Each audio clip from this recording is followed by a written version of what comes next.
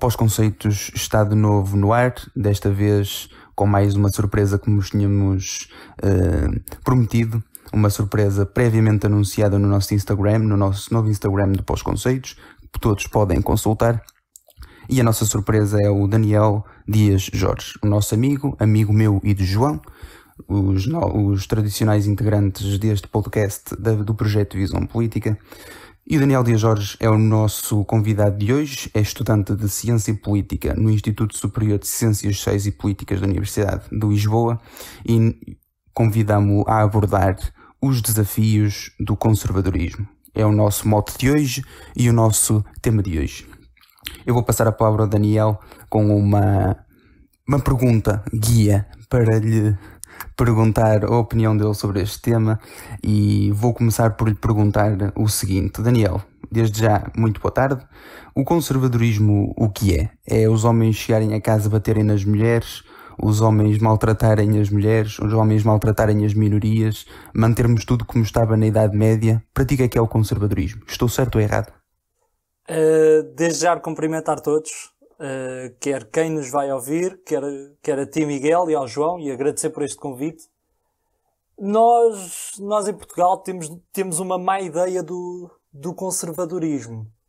Talvez quer porque tivemos uma experiência muito próxima com revolucionários franceses que vieram para Portugal e iluministas franceses, quer talvez porque tivemos uma ditadura que talvez possamos considerar de aliada ao ultraconservadorismo e acabámos por fazer uma caricatura estranha do que é o conservadorismo. Há a ideia que um conservador é uma pessoa normalmente machista, uma pessoa que quer pisar as minorias, e é uma ideia completamente errada.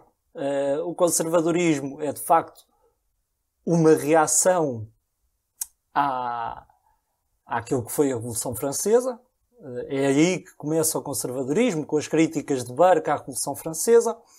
E o conservadorismo, há duas palavras que foram escritas por Burke que podem caracterizar 90% daquilo que é o conservadorismo, que é infinita cautela. Isto diz muito do que é o conservadorismo.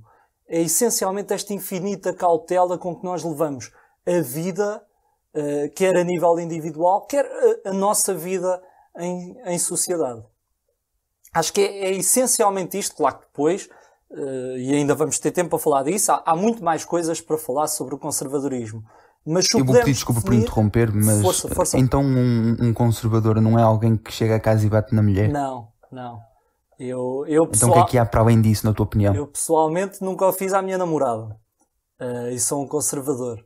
Nós podemos considerar que um conservador é alguém que preserva os hábitos que nos foram transmitidos pelo nosso tecido civilizacional.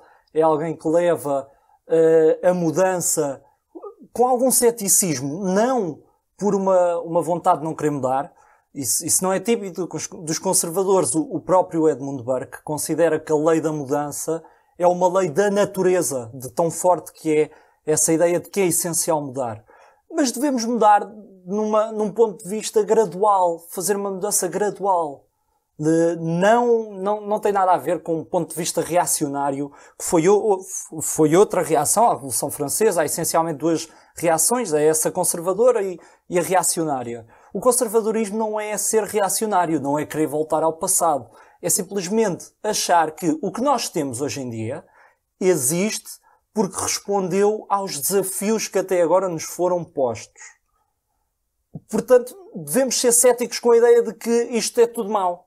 Não, se até agora respondeu é porque não é mau. Agora, com os desafios que nos vão aparecendo, devemos ir reformulando, devemos ir fazendo transições, mas fazer isso sempre de um ponto de vista gradual, tal como disse Burke, com infinita cautela, com prudência, com dúvida, sendo cético, percebendo que nem sempre temos as respostas perfeitas e que devemos tentar ir mudando um pouco aqui, um pouco ali, e não mudar tudo de uma vez, como lá está, se fez na Revolução Francesa.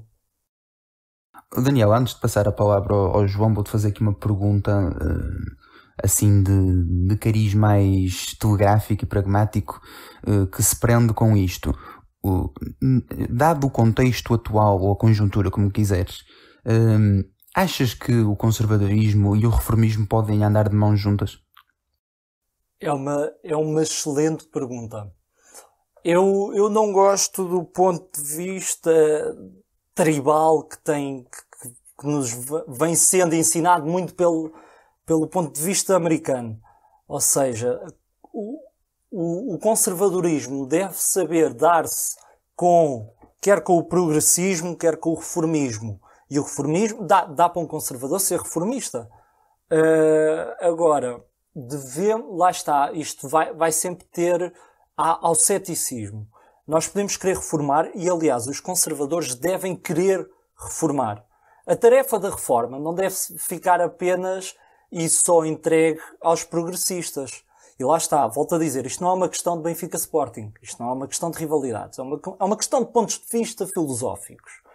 Os progressistas têm também ideias de reforma, mas ideias que um conservador iria considerar demasiado rápidas, sem teste prático. E nós, conservadores, devemos ter também essa ideia do reformismo. Nós sabemos que há problemas na sociedade atual. Devemos querer reformá-los de um ponto de vista, lá está, prudente, indo a soluções que já foram testadas, de preferência, mas sim, eu considero que nós, conservadores, devemos ter esse ponto de vista reformista. Muito obrigado, Daniel. João, vou-te lançar exatamente o mesmo mote de pergunta e acrescento uma coisa. Tu com 18 anos vais conservar o quê?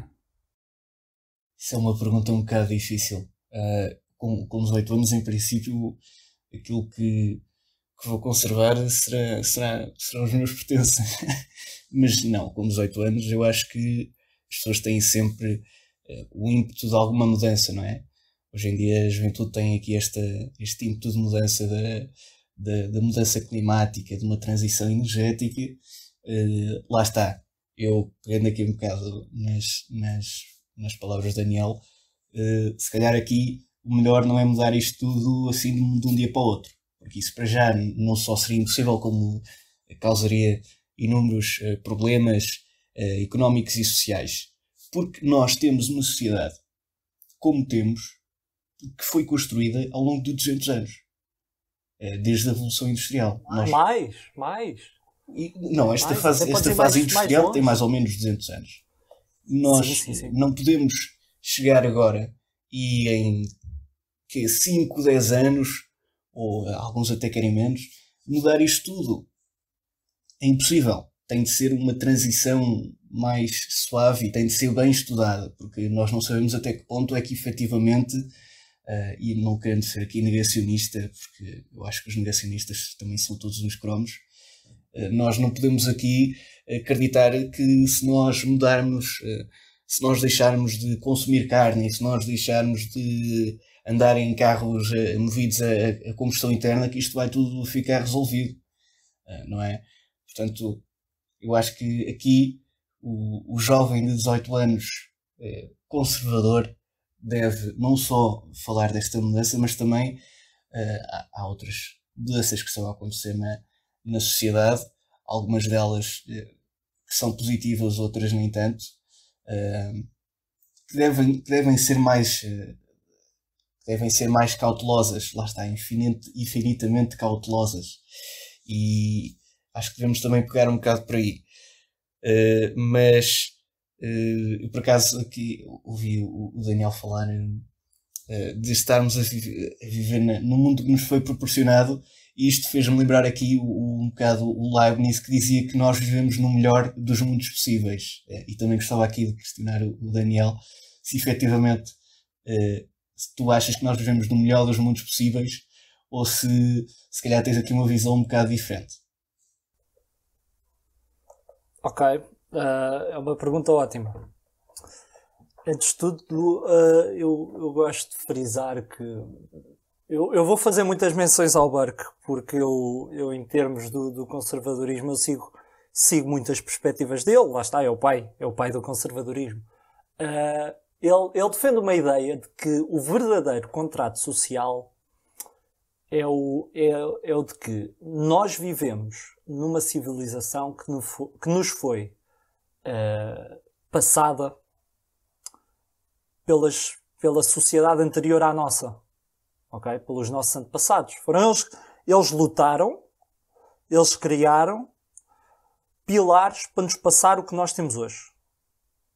Nós, além de devermos respeitar esse sacrifício, porque é um sacrifício, além de devermos respeitar esse sacrifício, temos também a responsabilidade de passar para a nossa próxima geração o que nos foi passado a nós também. E, se possível, até melhorar. Lá está, outra vez, as reformas. Agora, se vivemos na melhor das sociedades, é isso? Se vivemos na melhor dos mundos possíveis. No melhor dos mundos possíveis. Isso é uma boa questão. Lá está. Voltamos ao ceticismo. Eu sou muito cético. Sou muito cético. Eu duvido sempre que nós vamos chegar ao melhor ou ao ponto de perfeição. E quem disser que luta pela perfeição ou está a mentir ou não é confiável. Mas isso não inibe que nós tentemos fazer o melhor. Okay? Isto parece um paradoxo no final, mas não é. Nós devemos lutar, lá está, pelo melhor, o melhor dos mundos, mas tendo a plena noção de que não vamos chegar lá. Okay? O Maquiavel falava de que um arqueiro, quando quer acertar num alvo, aponta a flecha mais para cima, porque ele tem a plena noção de que a flecha vai cair um pouco mais abaixo do que o que ele apontou. Talvez deva ser isso que nós devemos fazer na nossa própria sociedade. Agora, se vivemos no melhor dos mundos, não vivemos no melhor dos mundos. Aliás, o mundo não é um lugar alegre. Nem tem que o ser. Isso é uma perspectiva muito humana, muito kantiana. Mas se calhar nós devemos lutar para que seja. Acho que sim. Tendo a plena noção que nunca o vamos atingir. Muito bem. Antes de deixar o Miguel falar outra vez, eu quero só pegar aqui em 2 pontos. O primeiro ponto é exatamente essa questão de tocaste aí o Kant. Então tu achas que nós devemos ter uma visão mais Stuart Mill ou achas que há aqui outra via que nós podemos seguir? E depois tenho aqui outra pergunta mais relacionada com outro tema, e já que tocamos aqui num liberal, Stuart Mill, também perguntar-te aqui, tu achas que o conservadorismo e o liberalismo podem ser como o Hume e como o Adam Smith e andar de mãos dadas, ou achas que são coisas completamente diferentes? Se não te importares, até ia pegar já por essa última, que a pergunta é ótima. A ideia do liberal conservador, não é? É uma ideia que vem muito do Burke, porque o Burke tinha uma ótima relação com o Adam Smith. O Burke dava-se muito mal com, por exemplo, os iluministas franceses, nomeadamente com Rousseau, mas depois ele dava-se bem com os iluministas britânicos, escoceses, nomeadamente com o David Hume e com o Adam Smith. Ele elogiava imenso o Adam Smith. Eu sigo um filósofo e professor brasileiro, que é o Luís Filipe Pondé, que ele tem uma ótima ideia. Também conheces? Conheço, sim, senhor. É mesmo muito bom. Ele é ótimo. Também já conheço e já usei trabalhos dele para me basear noutros para a faculdade. Portanto, é aqui um amigo, entre aspas, em comum dos 3. Sim. O senhor é ótimo. E ele tem uma ideia de que o ceticismo conservador acaba por atenuar aquela fé louca que um liberal puro teria no mercado. Ou seja, os liberais acabam por confiar imenso no mercado, na mão invisível, e atenção, isto não é uma crítica, é um apontamento. Os liberais acabam por ter muita fé nessa ideia de que o mercado se vai autorregular e que é a solução e é a produção da riqueza. E o ceticismo conservador, unido com este liberalismo, acaba por atenuar um pouco essa fé que existe no mercado livre. Tanto que o próprio Adam Smith acreditava na existência do Estado-árbitro, não é? O Estado que iria também ajudar a regular este livre mercado do laissez-faire.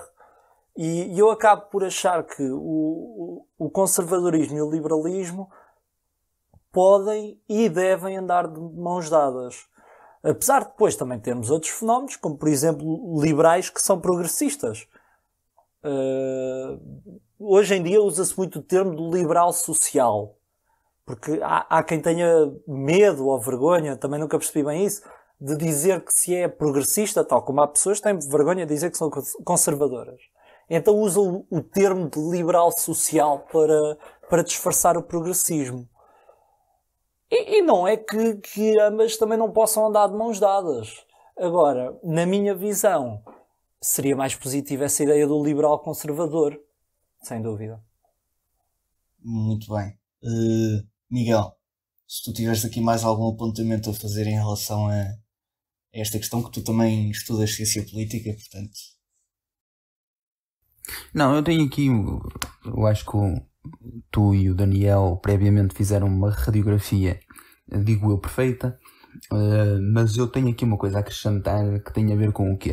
As pessoas ultimamente confundem, isto aqui é um bocado camuflado e é propositado, se calhar, da comunicação social e daí de muitas páginas e blogs e programas que apregoam e fomentam isso, que é não haver uma distinção entre conservadorismo e ultraconservadorismo. É uma coisa distinta, uma coisa bem distinta, e que as pessoas também confundem outra coisa, que é o conservadorismo, digamos, atual, ou o atual, quero eu dizer, do Burke, que foi o pai, e o conservadorismo que era considerado conservadorismo, e aquilo que as pessoas muitas vezes têm como conservadorismo, que é voltarmos à Idade Média. Aquela caricatura que se faz, não é?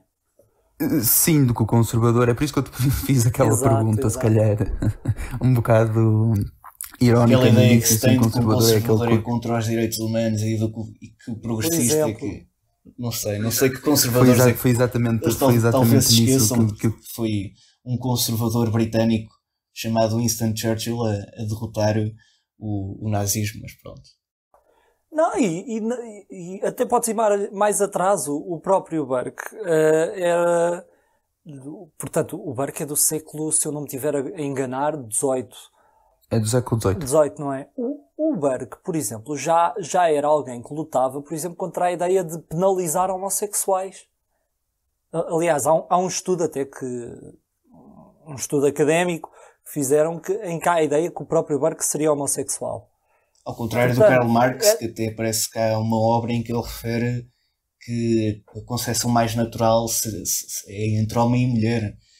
É um livro que ele tem, mas depois, estudos económicos. E não é só isso, aquilo que a direita e os conservadores é que são retrógrados. Eu já vi, por exemplo, já vi pessoas a dizerem que, em termos de direitos humanos, sou de esquerda. Por exemplo, eu não quero estar a desviar agora muito do assunto, mas o que é isso dos direitos humanos, sou de esquerda? Não é? É a ideia de que a direita não os respeita. A direita e... eu sou, economicamente, sou de direita e socialmente sou de esquerda. Não, é o nonsense. Não há coisas sentido. Que estão para rir. Não, já que vocês tocaram nesse ponto sobre os homossexuais, eu sou a favor de que as pessoas sejam felizes independentemente daquelas que são as suas escolhas. Mas se querem ir por aí,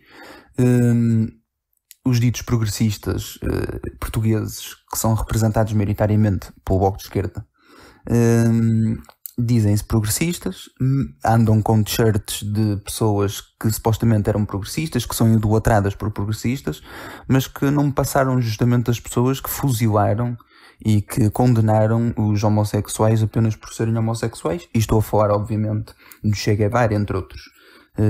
As coisas precisam de estar devidamente vincadas e devidamente selecionadas, que é para as pessoas perceberem realmente o que é que significa ter uma t-shirt de um ditador como o Che Guevara.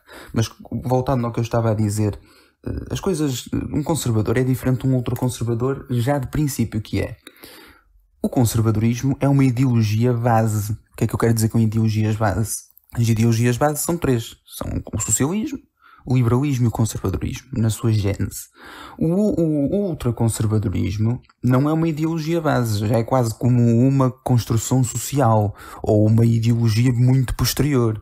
algo como os neo. O que é ser neo? Neo não é uma ideologia base. E, portanto, há que ter esta distinção bem vincada. Segundo, o mundo, ao longo dos seus tempos, foi sofrendo bastantes alterações. E nós nunca fomos sempre progressistas nesta zona, nesta fase de nomenclatura. O mundo, nos seus primórdios, progrediu imenso com a democracia grega, mas a partir daí nós fomos sempre a regredir. Fomos sempre a regredir num sentido que A chamada a Idade servidão Negra. começou, a Idade Média começou, os comportamentos tribais começaram. Portanto, nós nunca fomos sempre em crescendo. E essa ideia de que um conservador é alguém que quer bater nas mulheres e é contra os direitos humanos é, no mínimo, um bocado absurdo, perdoem-me a expressão, porque um conservador é justamente alguém cavalheiro, digamos agora, Isso é uma ótima em construção definição. social. Isso é Desculpa. uma ótima definição. Essa ideia. Sim, porque Porque um é exatamente conservador tem que ter o que muito é o essa que ideia por exemplo. da educação, do Exato. respeito. É algo fundamental. Mas há aqui outra coisa, eu vou mesmo acabar, porque há aqui esta questão que é. Vou dar o exemplo dos conservadores ingleses. Os conservadores ingleses são, nas suas gênesis, pessoas, os tais gentlemen. Não são pessoas que vão para casa, é justamente o oposto. E está nos antípodas daquilo que é a ideia formatada. Porque assim, um conservador, Nós não somos se é um macacos, gentleman, não vai chegar a casa e bater na mulher. Estão a perceber esta ideia? E depois, tenho aqui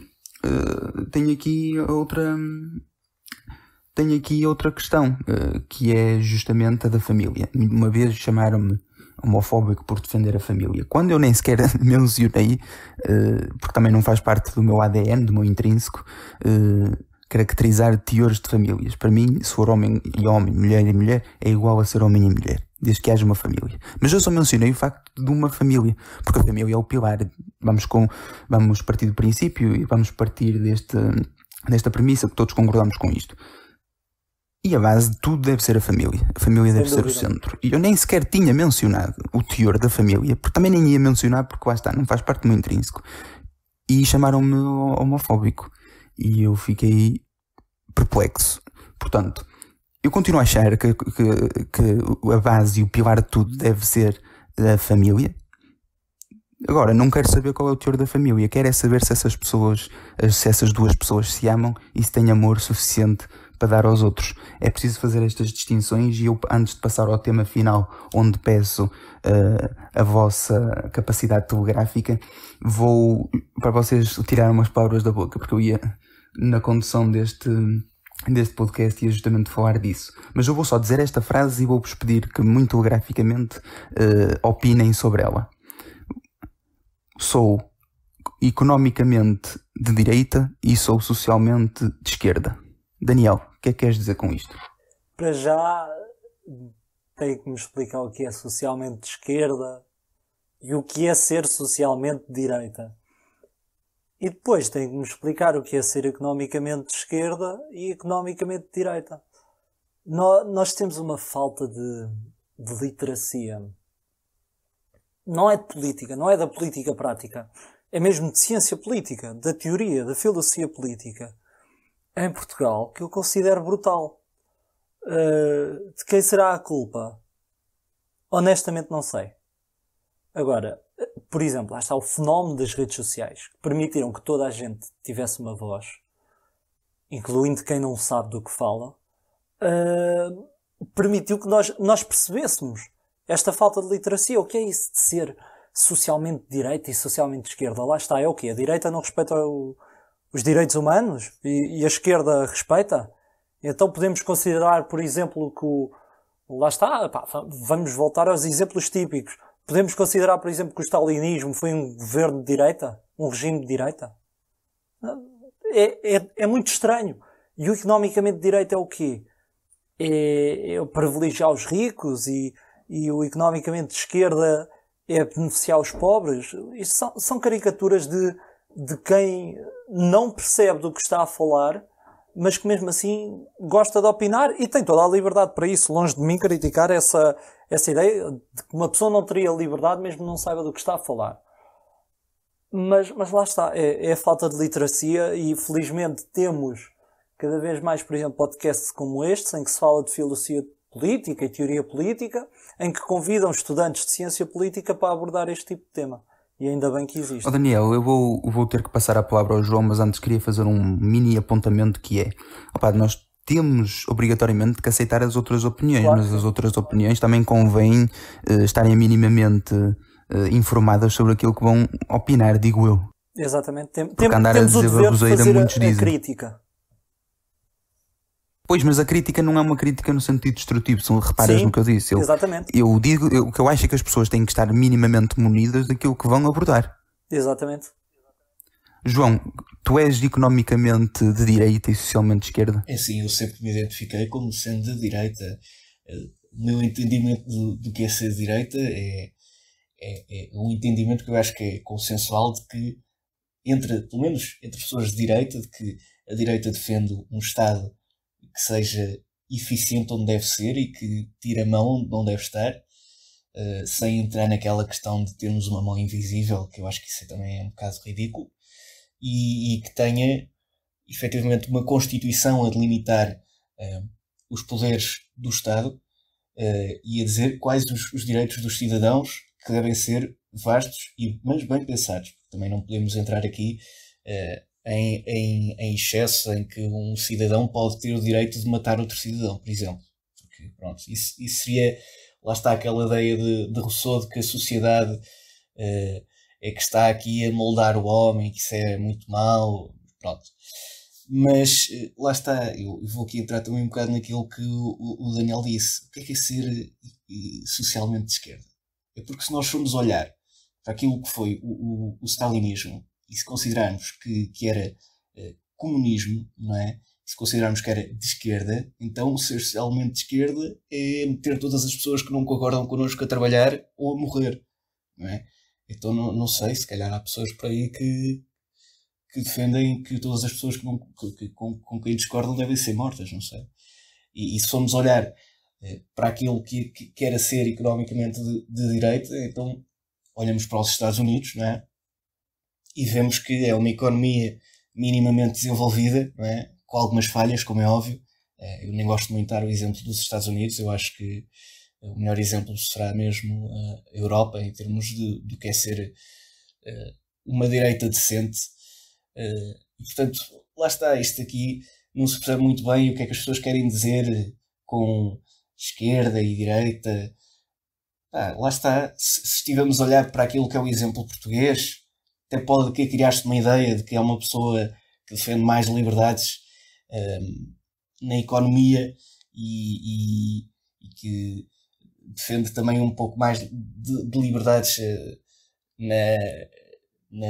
nas questões sociais. Porquê? Porque à direita aquilo que temos o registro, não é? Se formos olhar para os partidos da direita como PSD e CDS, temos um registro contra o casamento homossexual em 2010, mas pronto, lá está. Isso é por outras questões. E é um bocado vago aqui dizer que se é economicamente de direita e socialmente de esquerda. Quer dizer, não se percebe muito bem. É uma pessoa que não consegue definir-se? Não sei. Pronto, e nós vamos dar como terminado este podcast, este episódio do nosso Pós-Conceitos. Antes disso, eu quero só dizer as minhas últimas palavras sobre esta temática, que se prende com o facto de não utilizemos, nem banalizemos, nem distorçamos o que é aquilo que nós dizemos do esquerda e direita, esta dicotomia. Na minha opinião, esta dicotomia cada vez mais está mais obsoleta, e não é por culpa dela, é por culpa nossa. Exatamente. Isto aqui começou com os jacobinos e com os jacobinos e com os girondinos, justamente, em que uns sentavam os jacobinos à esquerda e os girondinos à direita. E os girondinos queriam a chegada ou digamos o retornar do antigo regime. E é por isso que se calhar que se criou muito aquela ideia de que o conservador é aquele que quer voltar para trás, muitos deles até nem queriam isso. É retrógrado. Muitos deles até queriam era Sim, muitos deles queriam era reformar. Ou uma monarquia constitucional. Sim, como fizeram Pois, os conservadores o problema é que- ingleses, a Exatamente. monarquia constitucional. E há uma coisa que é muito curiosa, que é, o João pegou neste assunto e muito bem. Havia muitos que queriam uma monarquia constitucional, mas havia muitos também que queriam voltar ao antigo regime. E o que é que a esquerda atual, apelando ao anacronismo histórico, que já é uma coisa abismal, o que é que eles quiseram fazer? Pegaram, lá está, com o anacronismo histórico, nesses factos e generalizaram. Eles que se dizem os arautos da não generalização e que nós não devemos generalizar. Mas a verdade é que eles generalizam e generalizaram todos aqueles que eram conservadores durante o pós da Revolução Francesa e durante a Revolução Francesa. Miguel, Portanto, permite-me só frisar claro, que muito lá rapidamente, está, peço desculpa. no pós-revolução há as duas críticas. Há dos conservadores que pretendem não a revolução, mas uma reforma, ou várias reformas, neste caso de regime, e depois há os reacionários. E a típica caricatura que se faz dos conservadores deveria ser esses reacionários, porque os reacionários, sim, pretendem voltar ao passado e acham que no passado é que estava bem. Senhores telespectadores, não, queridos ouvintes, nós chegamos ao final deste episódio. Nós os três esperamos ter-vos elucidado para aquilo que é a ideologia conservadora, desmistificar alguns mitos que foram barbaramente mistificados pela sociedade em geral. Esperemos que tenham gostado do nosso convidado. Para mim foi uma honra ter aqui o Daniel. Presumo que para o João também lhe tenha sido, mas já lhe vou dar a palavra para o final. Contem com mais surpresas num futuro próximo. O Pós-Conceitos chega outra vez aos vossos ecrãs e às vossas plataformas digitais já conhecidas na próxima semana, com novos temas, com novas temáticas, com novos acontecimentos. E de minha parte é tudo. Contamos convosco. E João, se tiveres alguma coisa a dizer. Eu tenho mesmo a dizer muito obrigado a todos aqueles que nos estão a ouvir. Tenho pena que não possamos estender-nos durante mais algum tempo, mas tenho a esperança de que haverão mais oportunidades de voltarmos a receber o Daniel para mais uma conversa ou para mais outras conversas tão interessantes como esta. E Miguel, muito obrigado também. Muito obrigado, Daniel. O convite está avançado para os próximos acontecimentos e para os próximos episódios. Permitem-me uma nota final. Claro. Eu antes de nos despedirmos, eu para já queria agradecer o vosso convite. O vosso trabalho tem sido notável, tal como o da visão política. Quanto ao convite, claro que aceito, sempre que quiserem. E antes de me despedir de quem nos ouve, queria só mesmo referir que antes de criticarem uma teoria, uma filosofia, uma ideologia, leiam quem a formulou. Não se guiem por caricaturas. E é isso. Uma boa semana lá em casa e contamos convosco na próxima. Um abraço a todos.